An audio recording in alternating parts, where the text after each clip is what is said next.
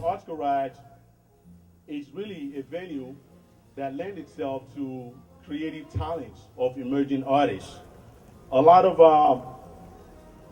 budding artists that really don't have a home, or that, you know, where they're not really, they constantly try to find a place in their art, in their work. Ola wanted me to talk about the progress. Well, I'm going to ask you, all of you folks who have been around in this neighborhood for years and years and years, are we making progress? That don't sound too good for me. Are we making progress? That's what I'm talking about. Yes, we are.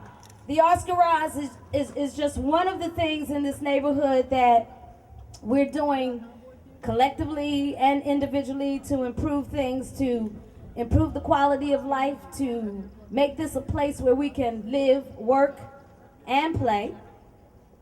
And we're working hard at it every day. For a long time, I have admired the artwork of Marcus Acalana. I had seen pictures of his murals around the country, and then there was an exhibit here in Philadelphia about the history of African American murals in this country, which is an incredible, sort of glorious tradition. And I had the good fortune of meeting Marcus, and I said to him what I always say to artists whose work I really, really admire. I'm like, you have to come to Philly to do a mural. And sometimes I think you need to really believe in something before it's a reality, and then will it to make it happen. And that's how we do a lot of things at Mural Arts. And so we had the good fortune of meeting Ola and being completely inspired by what's going on here at the Arts Garage. It's just infectious and contagious, all his spirit and goodwill and enthusiasm and dedication. And then Ola introduced me to Penny, and really, I have to say, I've been connected to Francisville since we were the Anti-Graffiti Network. Some of our first murals were around 20th and Ogden. So we thought, okay, so Marcus could do a mural here, and then we introduced Marcus to Ola, and then we were able to raise the money, and before you know it, this project had become a reality. On behalf of the City of Philadelphia and the Mural Arts Program, we present you with a small token of our appreciation, and we want you to know, Marcus Acalana, that as long as Mural Arts exists, there will be work for you in this city. We have a waiting list of 2,000 people who want murals. There is no end to this. One more round of applause, everyone. We love you. Oh, that's mutual. Right back here. I'm not going to speak very long with the great project administrators at the Mural Arts Program, the Solanke family, and all of the folks that help at the Arts Garage, and my great assistants, one of them right here, Kian Wynn. We did all the talking we had to do with the brushes, okay? All right? But we did a little bit more talking, and we're going to push a button at the end that's going to explain this mural, okay? But when you see the work of a muralist, you're looking at the tip of an iceberg.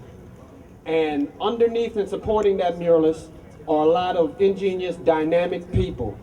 And I'm going to call them out right now and ask that they step forward and raise their hands if they're here. Of course, I'm going to start at the top of the iceberg with Miss Jane Golden. All of the work that the Mural Arts Program has done has created a bright, shining star here on the northeast coast of the United States, and the word is getting out about Philly, which is becoming the capital of murals in America. I'd like to give you a round of applause, please. This particular project, I know for a fact, would never have happened without the hardworking staff from the Community Murals Department of the Mural Arts Program. And that in particular is Kathy Harris, who's hiding out in the back over there. Cheryl Durgan in the yellow, she can't hide. She's got the beautiful yellow sundress. Retina Waring, I don't see her, she might be hiding, but she's here. Retina Waring. Right? Okay. Amy Johnson, many other folks that work at Mural Arts Program that made this possible. Now, we did this in a rush, and we did it late in the year under extreme conditions. We finished up around December 27th. It would have been impossible if it wasn't for the sacrifice Come on. Of my assistants, who also got paid for this project some of the time. Okay, not all of the time. They also did some volunteer work out here. And we have two here today. This is Ken Wynn. Okay? He's famous, known all over the world now for painting the vegetables and the fruit in a super realistic style. Everybody that sees this mural says, man, I didn't know you painted in super realism. I said, I don't. That's Ken. This is Gabe Tiberino. All right? He's only 26 years old yet. He's only 25 years old. This youngster here. We have Diana Gonzalez. I don't see her. I don't know if she's hiding in the crowd. We have Teddy Harris. He should be here. We have Greg Thomas and Kayla Bailey. They worked long hours, right? They worked extremely hard. They worked in the cold. Ken worked with me in 21 degrees, non-stop in the snow. We painted in the snow. Okay. So there are many other people that are responsible for this project. I want to thank everybody in the community theme planning meeting that came and helped this project get together. So I'm going to stop right there because, like I said, the brushes did all the talking in this project. Well, one last thing. It was one of the highlights of this project for me to work with the youngsters in the Diego Rivera Mural Academy.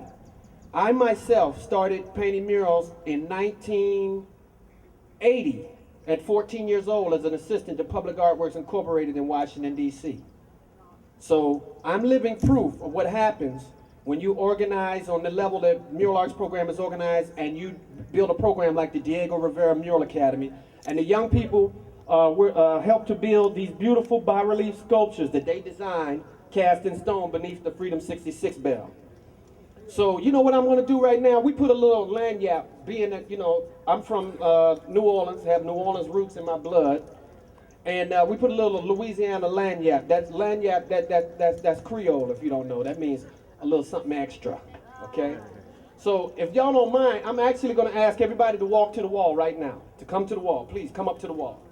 Absolutely awesome North Philly, yeah! Absolutely awesome North Philly, yeah! Absolutely awesome North Philly, yeah! Absolutely awesome North Philly, yeah! Ola has done a great job on this building, and I can remember when he first started talking about doing this, and we were a little suspect as to whether or not he had some mental challenges, because it was like no way in the world, Ola, you can do this, right?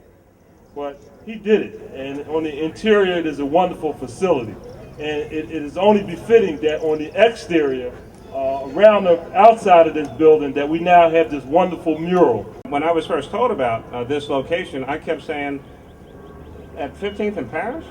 Because, you know, I mean, I just didn't know, and I don't get everywhere in the city. This is an important and incredible concept to be right here in the community. This is what community art programs and venues really should be about, and I think that we're looking at a model for other parts of the city. So you know that we've been tremendous supporters of art and culture here in Philadelphia and plan to continue with the help of City Council, and it is absolutely with the help of City Council. You know that we put an additional $2 million into the Cultural Fund. You'll be hearing very shortly about, and I've talked about it a great deal. Oftentimes these things are a little easier said than done, but the commitment has been there forever. You will be hearing very shortly about our plans for the future of the Office of Art and Culture and its reestablishment and reopening because of our commitment to art and culture, entertainment, and creative expression. It's more than just about pretty pictures and performances. It really is an industry. This is our future. I said, this is our future. See that little boy right there sitting in his mama's lap? That's our next account. This is our next star. All the teenagers that are coming up, they're going to be working and taking care of us in the future. So we got to lead them and guide them.